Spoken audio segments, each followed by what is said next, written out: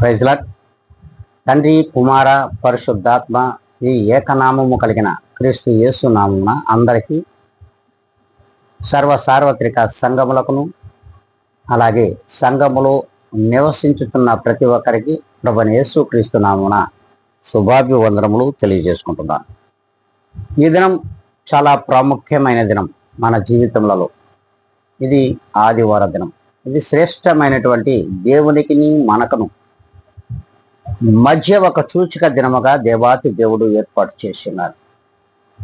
ఈ దినమును తన సంఘములోకి వచ్చినటువంటి ప్రతి ఒక్కరితో కూడా దేవుడు తన యొక్క మంచి మాటలను వినిపిస్తూ ఉన్నాడు. మరి ఆయన తన మాటలలో మనకందరికి కూడా కనిపిస్తూ ఉన్నాడు. చూద్దాం.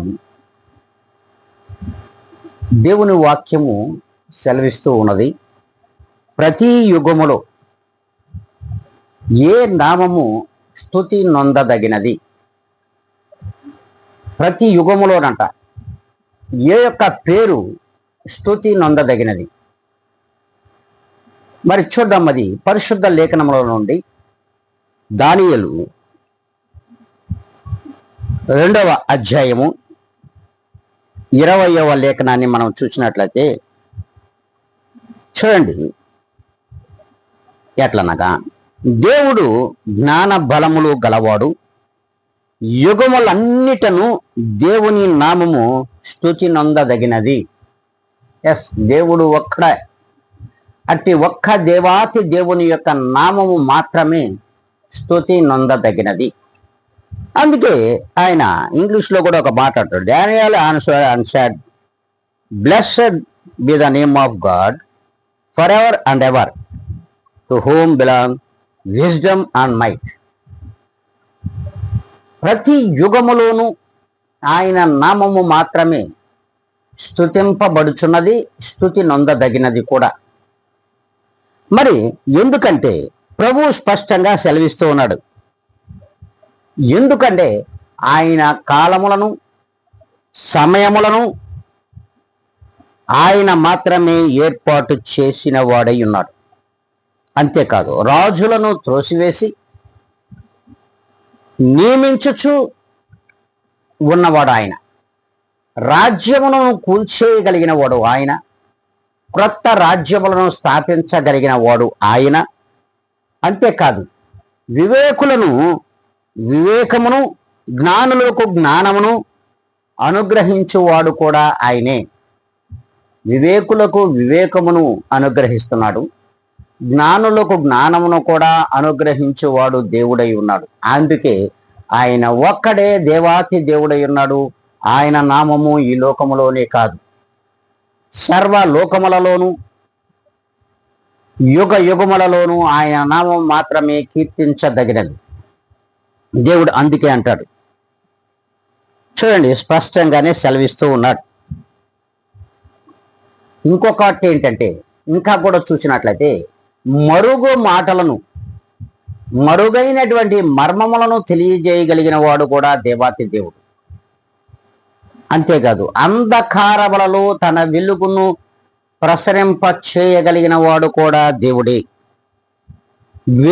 వెలుగు యొక్క నివాస స్థలము ఈ భూమి మీద ఎక్కడైనా ఉందా అంటే లేదు. వెలుగుకు కూడా ఒక నివాస స్థలం ఉంటుంది, అది దేవుని దగ్గర మాత్రమే ఉంది. చీకటికి కూడా ఒక నివాస స్థలం ఉంది, అది అపవాది దగ్గర మాత్రమే ఉంది.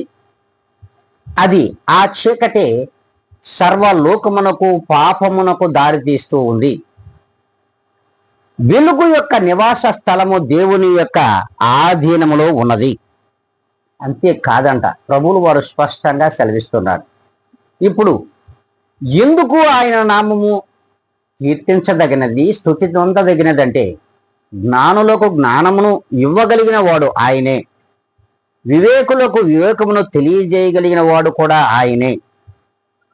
అంతేకాదు, సర్వ ప్రపంచములను కూడా స్థాపించిన వాడు ప్రభువైన యేసుక్రీస్తు మాత్రమే తప్ప వేరొక దేవుడు లేడు అని వాక్యము స్పష్టంగా సెలవిస్తూ ఉంది. అంతేకాదు, ఆయన జ్ఞాన బలమున్న దేవుడు. ఆయన జ్ఞానమును మరియు బలము కలిగినటువంటి దేవాతి దేవుడు ఆయన. అంతేకాదు ప్రభువు వారే స్పష్టంగా సెలవిస్తూ ఉన్నాడు, నీకు తెలియనటువంటి మర్మములను ఇట్టి దేవాతి దేవుడు నీకు తెలియజేస్తూ ఉన్నాడు. దేవతలందరూ దేవతలు అనబడుతున్న వారందరికీ పైగానున్నటువంటి దేవాతి దేవుడే మన దేవుడై ఉన్నాడు. ఆయనే క్రీస్తు యేసు అయి ఉన్నాడు. ఆయనే ఉత్తరవాది అయి ఉన్నాడు. సమాధానకర్త అయిన అధిపతి అయి ఉన్నాడు. సత్యమునకు సాదృశ్యమై ఉన్నాడు. నీతి యథార్థతలకు కూడా ఆయనే సాదృశ్యమై ఉన్నాడు. ఆయన యందు పాపము ఏమాత్రమును లేదు. ఎందుకంటే ఆయన నివాస యోగ్యమైన స్థలం ఏదైనా ఉందంటే అది వెలుగుకు సంబంధించినటువంటి నివాస స్థలం. అయితే ఈ లోకం అంతా కూడా కమ్ముకుని ఉన్నది అపవాదికి సంబంధించినటువంటి చీకటి లోకము. ఈ లోకమును మార్చుటకు ప్రభువైన యేసు క్రీస్తు వారు ఈ లోకమునకు వచ్చాడు అనే దాన్ని స్పష్టంగా మనకు పరిశుద్ధ గ్రంథములలో చూపిస్తూ ఉంది. మన మార్గము నిర్దేశించగలిగినది పరిశుద్ధ గ్రంథము తప్ప వేరొక గ్రంథము లేదు. చీకటిని వెలుగుగా మార్చగలిగినటువంటి గ్రంథము ఈ లోకములో ఉందా అంటే వేరొక గ్రంథము లేదు. అది పరిశుద్ధ గ్రంథము తప్ప. మనం అంటుంటాం, సర్వలోక ప్రజలు కూడా అనుకుంటారు, లోకులందరూ కూడా అనుకుంటూ ఉంటారు, దుష్టుడిని శిక్షించు, శిష్టుడిని రక్షించమంటుంటారు. కానీ ఇది ఏ మాత్రము పరిశుద్ధ గ్రంథములో తగని వాక్యం. ఎందుకంటే ప్రతి వాడు దుష్టుడే ఈ లోకములో ఉన్నవాడు. అలాగా దుష్టులను అందరినీ శిక్షించుకుంటూ పోతే సర్వలోకము కూడా సర్వనాశనం అయిపోతుంది. అందుకే ఆ దుష్టుడు కూడా మారాలనే తలంపు కలిగిన వాడు మాత్రమే నిజమైన దేవుడు. ఆ దుష్టుడు మారాలి, తన దుర్మార్గతను మార్చుకోగలిగిన వాడు, తన యొక్క జీవితాన్ని ఈ లోకములో సత్యమునకు సాదృశ్యంగాను యథార్థతకును నీతికిని సాదృశ్యముగాను ఆయన ప్రతి ఒక్కరిని మార్చాలనే తలంపు కలిగిన వాడు మాత్రమే నిజమైన దేవుడై ఉన్నాడు. ఈ లోకమునకు వెలుగై ఉన్నాడు ఆయనే. అందుకే ప్రభువులు వారు స్పష్టంగా సెలవిస్తూ ఉన్నాడు. చూడండి, దేవుడే చెప్తున్నాడు. అందుకు ఇట్టి దేవుడు మహాదేవుడై ఉన్నాడు. ఈ దేవుని యొక్క రాజ్యము యుగ యుగములు కూడా నిలిచి ఉంటుంది. ఆయన మహాదేవుడై ఉన్నాడు. ఎందుకంటే ఆయన పాపులను క్షమించగలిగిన వాడు దేవుడై ఉండాలి. పాపులను శిక్షించేవాడు దేవుడై ఉంటే దానికి ఏ మాత్రము కూడా విలువ లేదు అంటున్నాడు. పాపులను కూడా క్షమించగలిగిన వాడు, యథార్థతలోనికి సత్యములోకి నడిపించగలిగిన వాడు మాత్రమే మహాదేవుడై ఉన్నాడు. ఇట్టి దేవుని యొక్క రాజ్యము యుగ యుగములో కూడా నిలిచి ఉంటుందని పరిశుద్ధ గ్రంథం స్పష్టంగా సెలవిస్తూ ఉంది. అందుకే ప్రతి మర్మమును జ్ఞానమును, ప్రతి ఒక్క మర్మమును జ్ఞానమును బయలుపరచగలిగిన వాడు దేవుడు. ప్రతి ఒక్క మర్మాన్ని ఈ లోకములో జ్ఞానమును తెలియచేయగలిగిన వాడు దేవుడు. ఈటి దేవుడు పరలోకమందు ఉన్నాడని మనము స్పష్టంగా గ్రహించగలుగుతూ ఉన్నాం. ప్రియమైన దేవుని బిడ్డలారా, మన యొక్క మార్గమునకు సాదృశ్యము, మన యొక్క సత్యమునకు సాదృశ్యము, మన యొక్క వెలుగుకు సాదృశ్యము, మరి అలాగే యథార్థతకు నీతికి సాదృశ్యమైనటువంటి దేవాతి దేవుణ్ణి కలిగి ఉండుట ఎంతైనను శ్రేష్టకరమైన జీవితమని మన జీవితాలకు ఒక సాదృశ్యాన్ని నేర్పించుచున్న వారు దేవాతి దేవుడు, మహాదేవుడై ఉన్నటువంటి అన్ని నామముల కన్నా ఉన్నతమైన శ్రేష్టమైన నామము క్రీస్తు యేసు నామము తప్ప వేరొక నామము ఈ లోకములో స్తుతి నొందదగినది కాదు, కీర్తించబడినది కాదు. అందుకే ప్రభువు స్పష్టంగా సెలవిస్తూ ఉన్నాడు. చూడండి, ఒకనాడు షడ్రక్, మెషక్, అబేద్నెగోలు రాజు పైన తిరుగుబాటు చేయడం చూస్తున్నాం. ఆ రాజు ఏర్పాటు చేసిన ప్రతిమలను కూడా మరి లెక్క చేయనటువంటి జీవితాలు షడ్రక్, మెషక్, అబేద్నెగోలలో కనిపిస్తూ ఉన్నాయి. అట్టి సందర్భంలో మరి షడ్రక్ మెషకోలు మాట్లాడుతున్నారు. మేము సేవించుచున్న దేవుడు మండుచున్న వేడిమి గలగా ఈ అగ్ని గుండములో నుండి మమ్మును తప్పించి రక్షించుటకు సమర్థుడు, మరియు నీ వశమున పడకుండా ఆయన మమ్మును రక్షించును. ఒకవేళ రక్షింపకపోయినా పర్లేదు. ఎస్, నీ వశమున పడక రాజా, నీ వశమున పడకుండా మా దేవుడు రక్షించగల సమర్థుడై ఉన్నాడు. ఒకవేళ రక్షించకపోయినా పర్వాలేదు, నీ మాట మాత్రం మేము వినమని పరిశుద్ధ గ్రంథంలోని దానియేలు 3వ అధ్యాయంలో 17వ లేఖనంలో స్పష్టంగా సెలవిచ్చుట మనం చూస్తున్నాం. ఎందుకంటే ఈ షడ్రక్ మెషగ్గోలుకు యొక్క జ్ఞానమును తెలియజేసిన వాడు ప్రభువైన యేసుక్రీస్తు. ఇట్టి జ్ఞానం ఏమిటో తెలుసా? ఆయన దహించు అగ్ని అయి ఉన్నాడు. దేవాతి దేవుడు దహించు అగ్ని అయి ఉన్నాడు. అట్టి అగ్నిని ఈ లోకములో వేయడానికి వచ్చిన వాడే ప్రభువైన యేసుక్రీస్తు వారు. అట్టి అగ్నిలో నుండి అట్టి దహించు అగ్ని అయినటువంటి దేవాతి దేవుడు షడ్రక్ మెషక్ అబేద్నెగోలను కాపాడడా? ఆయనే అగ్ని. ఆయనను మించిన అగ్ని ఈ లోకంలో ఉందా? ప్రియమైన దేవుని బిడ్డలారా, ప్రభువు వాక్యమే సెలవిస్తూ ఉన్నది. ప్రభు వాక్యము స్పష్టంగా సెలవిస్తుంది. For hour God is consuming fire అంటాడు ఆయన. For hour God is consuming fire అంటే చూడండి, ఆయన దహించు అగ్ని అయి ఉన్నాడు. అంటే భూమి మీద అగ్ని వేయడానికి వచ్చిన వాడు ఆయనే దహించు అగ్ని అయి ఉన్నాడు. అట్టి అగ్ని అయినటువంటి దేవుడు మరి అగ్నిగుండములో వేయబడుతున్నటువంటి తన యొక్క విశ్వాసులను రక్షించడా? ఒక్కసారి ప్రియమైన దేవుని బిడ్డలారా ఆలోచించాలి. మనం ఏమాత్రము అందుకు అట్టి జ్ఞానమునకు తగిన వారమై ఉన్నామో మనం ఒక్కసారి ఆత్మ పరిశీలన చేసుకోవాల్సిన అవసరం కూడా ఇక్కడ స్పష్టంగా కనిపిస్తుంది. అంతేకాదు, ఇటు దేవుడు ఈ లోకమునకు వచ్చినవాడు. చూడండి, నిన్ను జనాభా లెక్కలో ఉంచాలన్నా ఆ దేవుడే, లెక్కలో నుంచి తీసేయాలన్నా దేవాతి దేవుడే, ఆ మహాదేవుడే. చూడండి, అందుకే అంటున్నాడు, ఈ దేవుడు చనిపోయిన వారిని కూడా బ్రతికించగలిగిన వాడు. అంతేకాదు, జనన మరణాల లెక్క ఇక్కడి నుంచే మొదలైంది. హల్లెలూయా, దేవునికి మహిమ కలుగును గాక. ఎక్కడి నుంచి మొదలైంది?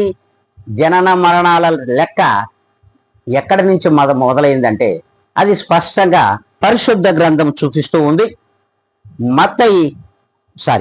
లూకా శుభవార్త 2వ అధ్యాయము 1 నుండి మనము 5 వరకు చూచినట్లయితే సర్వలోకానికి ప్రజా సంఖ్య వ్రాయుట ప్రభు ద్వారానే జరిగింది.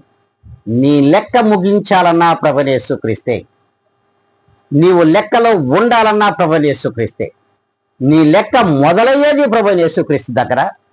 నీ లెక్క జనాభా లెక్కలలో నుండి ముగించుట కూడా ప్రభువైన యేసుక్రీస్తు మాత్రమే ముగించగలడు, వేరొకడు కాదు అని స్పష్టంగా లేఖనము సెలవిస్తూ ఉంది. అది కూడా పరిశుద్ధ గ్రంథంలోని చూద్దామా అంటే స్పష్టంగా మనము చూడగలము అని పరిశుద్ధ గ్రంథంలోని వాక్యమే మనకు సెలవిస్తూ ఉంది. చూడండి, అది కూడా స్పష్టంగా సెలవిస్తున్నటువంటి మాట లూకా శుభవార్త 2వ అధ్యాయము 1 నుండి 5 వరకు మనం చూసినట్లయితే, ఆ దినములలో సర్వలోకమునకు ప్రజా సంఖ్య వ్రాయవలనని కైజరు ఐగుస్తు వలన ఆజ్ఞ ఆయను. అది కురేనియు సిరియా దేశమునకు అధిపతి అయి ఉన్నప్పుడు జరిగిన మొట్టమొదటి ప్రజా సంఖ్య వ్రాయడం స్టార్ట్ అయింది క్రీస్తు దగ్గర నుండి, యేసుక్రీస్తు దగ్గర నుండి. అందరూ ఆ సంఖ్యలో వ్రాయబడుటకు తమ తమ పట్టణములకు వెళ్ళిరి. యోసేపు దావీదు వంశములోను గోత్రములోను పుట్టినవాడు గనక తనకు భారీగా ప్రధానము చేయబడి గర్భవతి ఉండిన మరియతో కూడా ఆ సంఖ్యలో వ్రాయబడుటకు గలిలయలోని నజరేతు నుండి యోదయలోని బెత్లెహేము అనబడిన దావీదు ఊరికి వెళ్ళెను. ఎక్కడ మొదలైంది? దేవునితోనే మొదలైందమ్మా. దేవునితోనే ఈ లోకము అంతం కాబోతుంది. ప్రియమైన దేవుని బిడ్డలారా, ఒక్కసారి జ్ఞానమును మనము దేవుని దగ్గర పొందుకోగలిగినట్లయితే, దేవుని నుండి మనము మరి గ్రహించగలిగినట్లయితే స్పష్టంగా అర్థమవుతుంది. అందుకే అంటున్నాడు, దేవుడే స్పష్టంగా, ఈ దేవుడే చనిపోయిన వారిని బ్రతికించగలడు. జనాభా లెక్కలో నువ్వు ఉండాలో తీసేయాలో కూడా నిర్ణయించేది దేవాతి దేవుడు క్రీస్తు యేసు మాత్రమే. అందుకే స్పష్టంగా ప్రజా సంఖ్య ఎక్కడ మొదలైందంటే దేవుడైన ప్రభువైన యేసు క్రీస్తు స్టార్ట్, ఆయన పుట్టుకతో మొదలైంది. మొట్టమొదట సర్వలోకమునకు ప్రజా సంఖ్య వ్రాయడం మొదలైంది. ప్రియమైన దేవుని బిడ్డలారా, జనాభా లెక్క మొదలైంది అక్కడే. అంతేకాదు, చూడండి, ఒక సందర్భంలో అది మత్తయి శుభవార్తలో 9వ అధ్యాయం 24లో ఒక ప్రధాన అధికారి he said, go away, for the God is not dead but sleeping, and they laughed at him. చూడండి, ఈ చిన్నది నిద్రించుచున్నదే కానీ ఈమె మరణించలేదు అని ప్రభువులు వారు చెప్తారు. ఒక అధికారి తన యొక్క కుమార్తె చనిపోయినదని ప్రభువు దగ్గరకు వచ్చి అడిగినప్పుడు, మరి నీవు చెయ్య ముట్టితే నా చిన్నది బ్రతుకుతుంది, నా కుమార్తె బ్రతుకుతుంది అన్నప్పుడు ఆ అధికారి ఇంటికి ప్రభువైన యేసుక్రీస్తు వారు వెళ్ళినప్పుడు అక్కడ ఉన్నటువంటి అనేక మంది జన సమూహము అక్కడ కూడుకున్నప్పుడు వారందరూ కూడా ప్రభువును చూసి నవ్వుతారు. అవును, నీ పళ్ళు కనబడుతున్నాయి ప్రియమైన దేవుని బిడ్డ, నీలో ఉన్న అత్యుత్సాహం కనబడుతుంది ప్రియమైన దేవుని బిడ్డ. ఎందుకంటే నీ ప్రభు ఘనకార్యములు చేయగలగని కలవాడని నువ్వు గ్రహించలేకపోతున్నావు. ఘనకార్యములను చేయగలిగిన వాడు, ఆశ్చర్య కార్యములను చేయగలిగిన వాడు, చనిపోయిన వారిని బ్రతికించగలిగిన వాడు ప్రభువైన యేసుక్రీస్తు అని నువ్వు గ్రహించలేక అత్యుత్సాహము ప్రదర్శించుచున్నావు, నవ్వుతూ ఉన్నావు. ప్రియమైన దేవుని బిడ్డలారా, ఆ లెక్కలో నువ్వు ఉన్నావా? నీ దేవుడు ఆశ్చర్య కార్యములు చేయలేడని, ఆయన కీర్తించదగినడు కాదని నువ్వేమాత్రము నీ హృదయంలో సందేహం ఉందా? ఇప్పుడే నీ సందేహాన్ని తీర్చేసుకో. అందుకే ప్రభు అంటున్నాడు, స్థలమీయుడి, ఈ చిన్నది నిద్రించుచున్నదే గాని చనిపోలేదని వారితో చెప్పగా వారు ఆయనను చూచి అపహాసించిరి అని వ్రాయబడి ఉన్నది. ప్రియమైన దేవుని బిడ్డలారా, అంతే, ఆ జన సమూహమును పంపివేసి ఆయన లోపలికి వెళ్ళి ఆమె చెయ్య పట్టుకుని ఆ చిన్నది లేచెను. జన సమూహం అంతా కూడా ఆయనను చూసి నవ్వితే అందరిని కూడా వెలుపటికి పంపించాడు. ప్రభువైన యేసుక్రీస్తు ఆ యొక్క చిన్నదాని యొక్క చెయ్య పట్టుకోవడం మొదలుతోనే వెంటనే దిగ్గున లేచి నిలబడెను. చూడండి, ప్రభువులు వారు చెప్పినటువంటి మాట. అంతేకాదు, అదే సమయంలో ఆ చిన్న దాని దగ్గరకు ఆ అధికారి పిలిచినప్పుడు వెళ్ళుతుండగా 12 సంవత్సరాల రక్తస్రావము కారుచున్నటువంటి, ఇక నా బ్రతుకు ఇంతే, నా బ్రతుకు అంధకారంలో పడిపోయింది, నేనిక జనాభా లెక్కలో నుండి కొట్టివేయబడతాను అనుకున్నటువంటి ఆ యొక్క స్త్రీ 12 సంవత్సరముల నుండి రక్తస్రావం అవుతున్నటువంటి ఆ స్త్రీ మరి ప్రభువైన యేసుక్రీస్తు యొక్క చెంగు త్రాకుదునా వద్దా, తాగదామా సందేహపడుచుండగా ఎట్టకేలకు ధైర్యము తెచ్చుకొని ఆయన చెంగు ముట్టగానే ఆ 12 ఏళ్ల రక్తస్రావము ఒక్కనాడుతో ఆగిపోయినది. తన యొక్క ప్రభావము ఆ చిన్న దానిలోనికి వెళ్ళిపోవడంతో ఇమీడియట్లుగా ఆ యొక్క మరి స్త్రీ బాగుపడడం కూడా మనం చూస్తున్నాం. ప్రియమైన దేవుని బిడ్డలారా, ఇప్పుడే మనం అనుకుంటున్నాం, మనము ఈ లోకంలో జనసంఖ్యలో జనాభా లెక్కలో ఉండాలా వద్దా, ఆ నిర్ణయించేది దేవాతి దేవుడు ప్రభువైన యేసుక్రీస్తు. హల్లెలూయా, దేవునికి మహిమ కలుగును గాక, దేవాతి దేవునికి మహిమ కలుగును గాక. అంతేకాదండి, పరిశుద్ధ గ్రంథం స్పష్టంగా సెలవిస్తూ ఉంది. చూడండి, ఎండిపోయిన ఎముకలను బ్రతికించగలిగిన దేవుడు, ఎండిన నీ హృదయాన్ని వికసింప చేయలేడా? ఎండిన నీ హృదయాన్ని ఫలింప చేయలేడా? ఎండిన హృదయాన్ని చిగురింప చేయలేడా? ప్రియమైన దేవుని బిడ్డ, ఒక్కసారి ఆలోచించాలి. ఒక్కసారి మనం ఆలోచించాలి. యెహెజ్కేలు గ్రంథము 37వ అధ్యాయము 1 నుండి మనము 10 లేఖనములను మనము చూసినట్లయితే స్పష్టంగా అక్కడ యెహెజ్కేలు యొక్క దర్శనాన్ని మనకు చూపిస్తూ ఉన్నాడు. యెహెజ్కేలు మరి 37వ అధ్యాయములు 1వ లేఖనాన్ని మనము చూసినట్లయితే అక్కడ స్పష్టంగా సెలవిస్తూ ఉన్నాడు. దేవుని హస్తము నా మీదకి వచ్చను, నేను ఆత్మవశుడనై ఉండగా దేవుడు నన్ను తోడుకుని పోయి ఎముకలతో నిండి ఉన్న ఈ యొక్క లోయలో నన్ను దింపెను. ఆయన వాటి మధ్య నన్ను అటు ఇటు నడిపించుచుండగా ఎముకలు అనేకములు లోయలో కనబడెను, అవి కేవలము ఎండిపోయినవి. హల్లెలూయా, దేవునికి మహిమ కలుగును గాక. చూడండి, నరపుత్రుడా, ఎండిపోయిన ఈ ఎముకలు బ్రతుకగలవా? హల్లెలూయా, దేవునికి మహిమ కలుగును గాక. ఎండిపోయి మాడిపోతున్నటువంటి మానవ జనాంగము హృదయములలో ఎండిపోతున్నటువంటి ఆ ఎండిపోయిన హృదయాలను కూడా దేవుడు మరి బ్రతికించగలడు. ఇంకా దేవుడు లేడు లేడు అని మరి రొమ్ము కొట్టుకుంటున్నటువంటి ఈ జనుల హృదయములను వెలిగించగలిగిన వాడు దేవాతి దేవుడు, ఆ మహాదేవుడే క్రీస్తు యేసు అయి ఉన్నాడని గ్రహించగలిగితే ఖచ్చితంగా ఇక్కడ లోయలో ఎండిన ఎముకలు బ్రతుకగలవా అని దేవుడు యెహెజ్కేలును అడిగినప్పుడు, ప్రభువా అది నీకే తెలియనయ్యా, అది నీకే తెలియనయ్యాక అన్నాడు.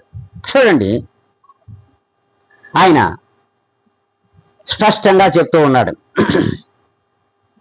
ఎండిపోయిన ఎముకలతో ఇట్లను, ఎండిపోయిన ఎముకలారా, దేవుడు మాట సెలవిచ్చినదేమనగా మీరు బ్రతుకున్నట్లు నేను మీలోనికి జీవాత్మను రప్పించుచున్నాను. చర్మము మీకు నరములనిచ్చి మీ మీద మాంసము పొదిగి చర్మం మీద కట్టెదను. మీలో జీవాత్మనంచగా మీరు బ్రతుకుదురు. అప్పుడు నేను దేవుడనై ఉన్నానని మీరు తెలుసుకుందరు. ఆయన నాకిచ్చిన ఆజ్ఞ ప్రకారము నేను ప్రవచింపగా గడ గడ గడ గడ గడ గడ ఎముకలు, ఏ యొక్క దేహమునకు ఏర్పాటు చేయబడిన ఎముకలు ఆ దేహమునకు ఒక పొందికగా కూర్చబడ్డాయి. ప్రియమైన దేవుని బిడ్డలారా, నేను చూచుచుండగా నరములను మాంసమును వాటి మీదకు వచ్చెను, వాటిపైన చర్మము కప్పెను, అయితే వాటిలో జీవాత్మ ఎంత మాత్రమును లేకపోయెను. అప్పుడు ఆయన, నరపుత్రుడా, జీవాత్మ వచ్చినట్లు ప్రవచించి ఇట్లనుము, ప్రభువుకు యెహోవా దేవుడు సెలవిచ్చినదేమనగా జీవాత్మ నలుదిక్కుల నుండి వచ్చి హతులైన వీరు బ్రతుకున్నట్లు వారి మీద ఊపిరి విడువుము. ఆయన నాకాజ్ఞాపించినట్లు నేను ప్రవచింపగా జీవాత్మ వారిలోనికి వచ్చెను, వారి సజీవులై లెక్కింప సఖ్యము కాని మహాసైన్యముగా నిలిచిరి. హల్లెలూయా, దేవునికి మహిమ కలుగును గాక. ఎండిన ఎముకలను బ్రతికించినటువంటి దేవుడు ఎండిన ఎముకలకు ఏ రీతిగా జీవమునిచ్చాడో ఆ జీవాత్మ ఊదినటువంటి దేవాతి దేవుడు నీలో ఊది ఉన్నది కూడా జీవాత్మి. ప్రియమైన దేవుని బిడ్డలారా, ఒక్కసారి ఆలోచించు. ఒక్కసారి నీలో ఊది ఉన్నటువంటి నువ్వు బ్రతికి ఉండడానికి కారణము కూడా దేవుని యొక్క జీవాత్మ నీలో ఊది ఉన్నాడు. అట్టి జీవాత్మను నీవు చిగురింప చేసుకుంటావో లేక ఎండిపోయిన ఎముకల వలె ఈ లోకములోనే మాడి మసైపోతావో, ప్రియమైన దేవుని బిడ్డ, అది నీ ఇష్టం అని దేవుడు అంటున్నాడు. అది నీ ఇష్టం.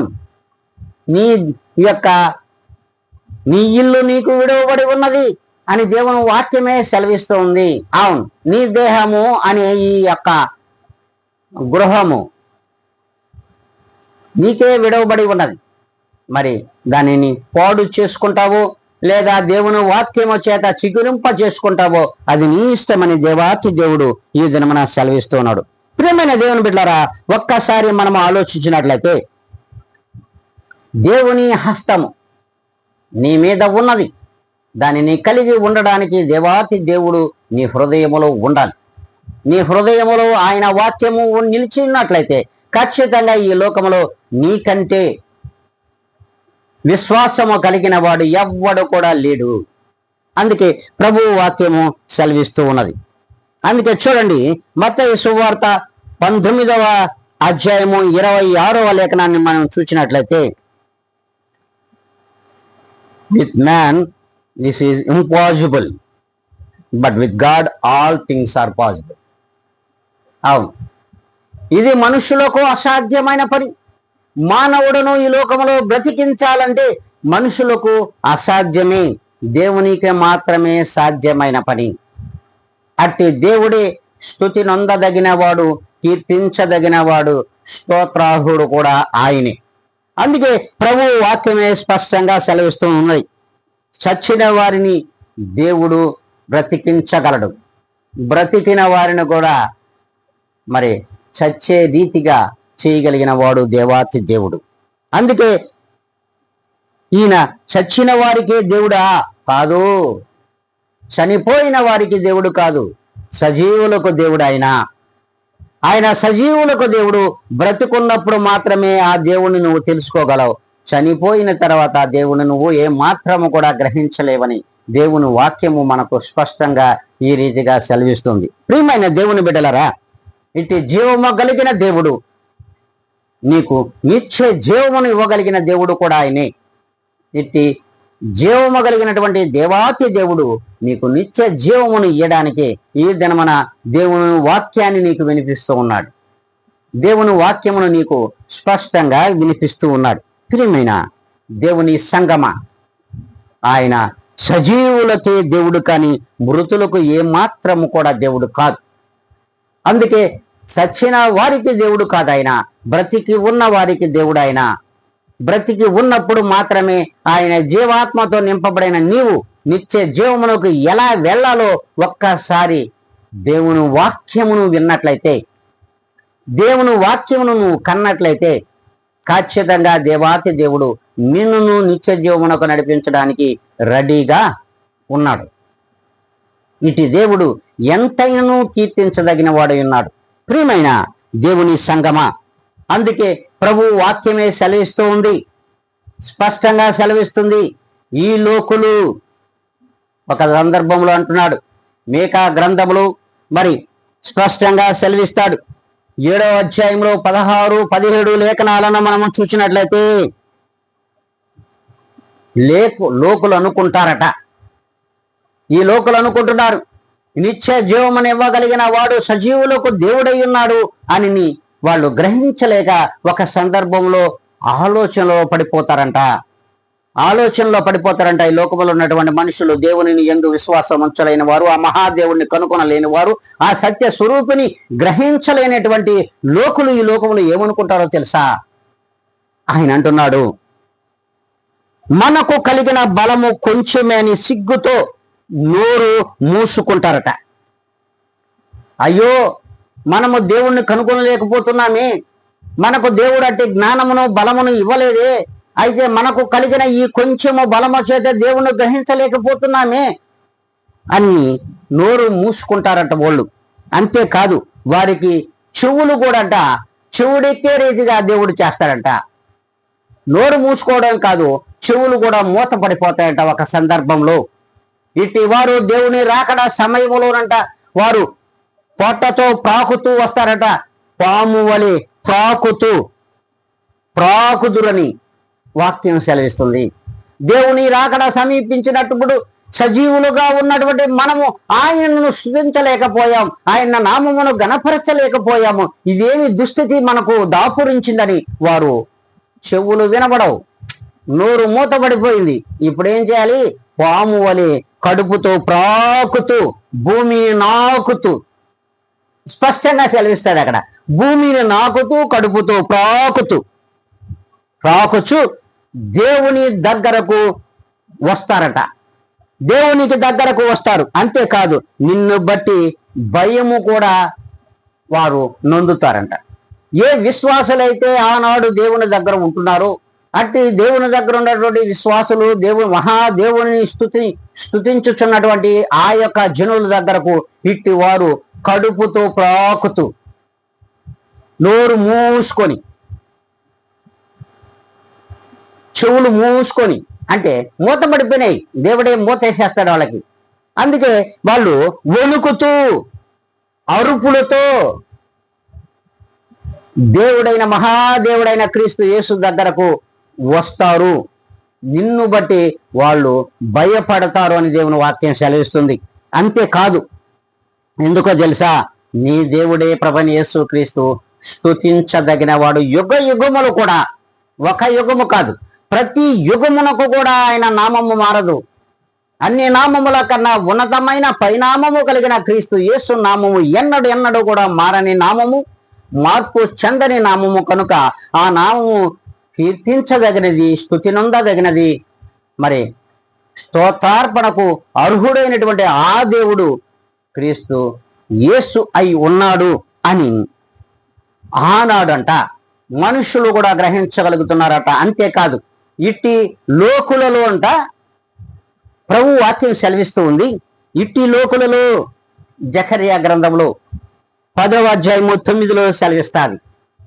అన్యజనులలో నేను నిన్ను వారిని విత్తగా, అన్యజనులలో నేను నాయందు విశ్వాసం ఉంచే వారిని కూడా వారిలో మొలిపించాను. ఇట్టి మొలిపించిన వారు దూర దేశములలో నన్ను కనుగొంటారు, నన్ను జ్ఞాపకం చేసుకుంటారు. దూర దేశములలోనికి వాళ్ళు వెళ్ళి అక్కడ నన్ను జ్ఞాపకం చేసుకుంటారు, నన్ను కనుగొంటారు. నా జ్ఞానము చేత వాళ్ళు నన్ను జ్ఞాపకం చేసుకొని వారును వారి బిడ్డలను సజీవులై తిరిగి వస్తారు. హల్లెలూయా, దేవునికి మహిమ కలుగును గాక. చూడండి, దేవుడు ఎంత స్పష్టంగా సెలవిస్తున్నాడు. ఈ లోకంలో, ఈ దేశంలో వారు నమ్మలేకపోయినా ఇతర దేశాలలోనికి వాళ్ళు వెళ్ళినప్పుడు వారును వారి బిడ్డలు కూడా అంట ప్రభువైన యేసుక్రీస్తు వారు నిజముగా దేవుడని, మరి సజీవులైనటువంటి ఆ సజీవుల్ని స్మరించుకుంటూ మరలా తిరిగి ఈ యొక్క దేశానికి వస్తారంట. హల్లెలూయా, దేవునికి మహిమ కలుగును గాక. ఎంత ఘనత వహించినటువంటి మాట సెలవిస్తున్నాడో తెలుసా. వాళ్ళు అన్యులలో పుట్టిన వారే, లోకలలో పుట్టిన వారే. ఇటు లోకలలోని వారు దూరదేశమునకు వెళ్ళినప్పుడు అక్కడ దేవుని జ్ఞానముతో నింపబడి అట్టి జ్ఞానము గలవారై వారును వారి బిడ్డలను సజీవులై ఈ లోకమునకు, అంటే ఈ దేశమునకు తిరిగి వస్తారు దూరదేశముల నుండి అని దేవుని వాక్యం సెలవిస్తూ ఉంది. అంతేకాదు, ఇంకొక వాక్యం కూడా చెప్తా ఉన్నాడు. సర్వలోకానికి రాజు అయి ఉన్నాడు. ఎందుకంటే ఆయన సర్వలోకమునకు రాజు అయి ఉన్నాడని వారు గ్రహిస్తూ ఉన్నారు. ఆ దినమున దేవుడు ఒక్కడే అనియు, ఆయనకు పేరు ఒక్కటే అనియు తెలుసుకుంటారు. హల్లెలూయా, దేవునికి మహిమ కలుగును గాక. చూడండి, జకర్యా గ్రంథంలోని 14వ అధ్యాయంలో 9వ లేఖనం స్పష్టంగా మనతో మాట్లాడుతోంది. దేవుడు సర్వలోకానికి రాజు అయి ఉన్నాడు. ఆ దినమున దేవుడు ఒక్కడే అనియు, ఆయనకు పేరు ఒక్కటే అనియు తెలియబడును. ఆ ఒక్కటే ప్రభువైన యేసుక్రీస్తు నామము. ఆ దేవునికి ఒకటే పేరు, ఆ ఒక్క పేరే క్రీస్తు యేసు నామముగా కీర్తించదగినది అని స్పష్టంగా ఆనాడు వారందరూ కూడా అక్కడ తెలుసుకొని ఇక్కడికి వస్తారంట. చూడండి, వారి బిడ్డలు తెలుసుకుంటున్నారు, వారి తల్లిదండ్రులు కూడా తెలుసుకొని ఈ దేశమునకు రావడానికి కూడా సిద్ధపాటు కలిగి ఉన్నారు. ఇట్టి వారు ఈయన దేవాతి దేవుడు మహారాజు ఉన్నాడని, సర్వలోకమునకు మహారాజు ఉన్నాడు, మహాదేవుడై ఉన్నాడని, ఇట్టి దేవుడు ఒకే పేరు కలిగి ఉన్నాడని, ఆ పేరే క్రీస్తు యేసు నామమని వారును తెలుసుకుందురు అంటాడు. అంతేకాదు, చివరిగా ఒక మాటను మనం చదువుకొని ముగించుకుందాం. చూడండి, మత్తయి సువార్త 23వ అధ్యాయము 29వ లేఖనము స్పష్టంగా సెలవిస్తుంది. ఇది మొదలుకొని ప్రభువు పేరట వచ్చువాడు స్తుతింపబడును గాక అని మీరు చెప్పు వరకు నన్ను చూడరని మీతో చెప్పుచున్నాను. అవును, సర్వలోకము కూడా ప్రభు అయిన యేసు క్రీస్తు వారు నిజమైన దేవుడు అని ఆయన్ని స్తుతిస్తారు, ఆయన నామమును స్తుతించుతారు, స్తుతి స్తోత్రములు అర్పిస్తారు, ఆయననే కీర్తిస్తారు. ఆ కీర్తించు రోజు వరకు కూడా మీరెవ్వరు కూడా నన్ను చూడలేరు. ఎందుకు చూడలేరంటే నేను మాత్రమే స్తుతి నొందదగిన వాడను. సర్వలోకములలోను సర్వ ప్రపంచములలోను యుగ యుగములలోను నా నామము స్తుతి నొందదగినది కనుక నన్ను ఏనాడైతే మీరు నా యొక్క నామమును స్తుతిస్తారో అప్పుడు నన్ను చూస్తారు. హల్లెలూయా, దేవునికి మహిమ కలుగును గాక. అందుకే యుగములన్నిటిలోనూ ప్రతి యుగములోనూ యేసుక్రీస్తు నామము మాత్రమే స్తుతి నొందదగును గాక. ఆమెన్.